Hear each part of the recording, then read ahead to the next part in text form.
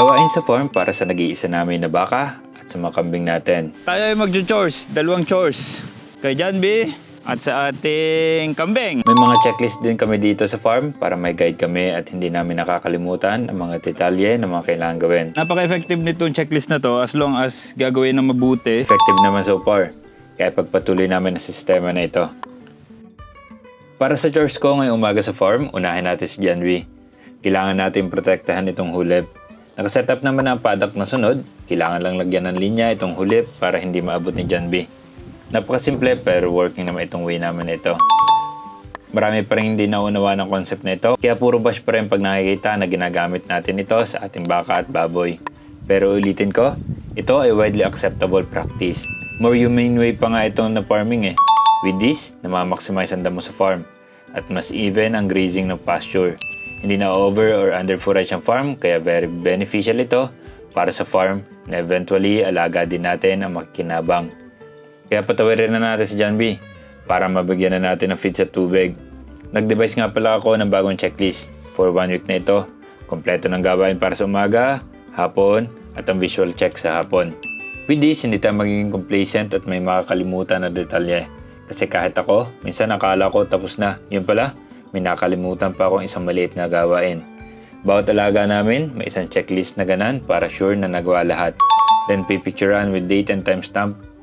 And for sending sa GC namin right after matapos ang entire chores. Okay, masaya na si John B. Okay na yung chores natin dito. Punta naman tayo sa kambing. Tara! Ang laki na talaga ni Crumble, pati sungay niya. Para dito sa chores dito, may bukod na checklist para dito. Kasi naging problema dito sa farm, palagi ang sinasabi sa akin ay alam na lahat ng gawain dito. Wala naman akong duda doon. For sure, 100% alam nila ang kailangan gawin. Kaso, ay madalas nga may nakakalimutan. Kapag nakakalimutan ng isang beses, malamang sa sunod ay may possibility na malimutan din ito and the cycle will repeat. Kaya mahalaga na magawa lahat ng items dito sa checklist. Marami lang siyang tingnan, pero very detailed kasi yan kaya ganyan. Ilang items yan. For sure, may magsasabi na naman na karaming gawain dito. Ang dami niyan sa lista, pero isang pasadahan lang yan, tapos yan. Then pagkatapos mong gawin, ang tingin mong mga gawain, i-recheck mo sa checklist if nagawa mo na ba lahat talaga. Ganun lang naman ang idea dito. Sinabuang nga pala, nakapaltak palagi yan para di niya abalahin ang mga inahin masyado. Kung unhit ang inahin, edi saka lumapit kayo na buang, win-win sila. May dinadaanan yung kambing dun sa sulok. Tara, imbestigahan natin. Kaso, bigla ko napansin na nakakalabas ang mga inahin na kambing sa paddock nila. Yun pala, ang daming poste ng bakod na tumba. Kaya nakakalusot sa ilalim. At isa ito sa items ng ating checklist, ang mag-repair ng kailangang i-repair. Okay, so may tools na tayo. Repair na natin to. Akala ko 3 poste lang ang kailangan. Pero habang kami gumagawa, nakikita namin na may malambot pa at natumba na poste. Ay siya, andinin na eh, hindi lubusin ha.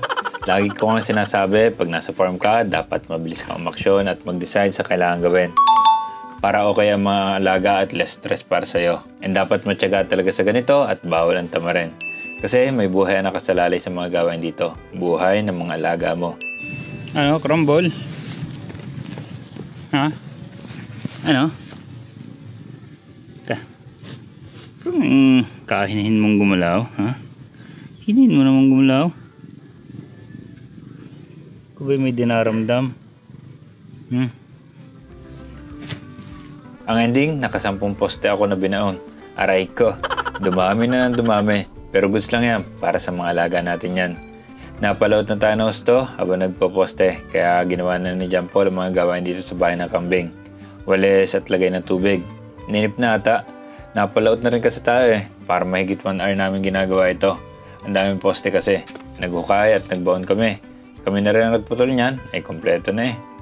Anyway, ang sabi ko nga sa checklist dito sa farm, kahit gaano pa kadetalyado ang checklist natin, kung hindi naman isa sa puso at isip, wala rin purpose ito.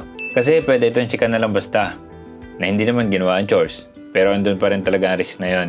Basta, kailangan lang magtiwala tayo sa kasamahan natin sa farm.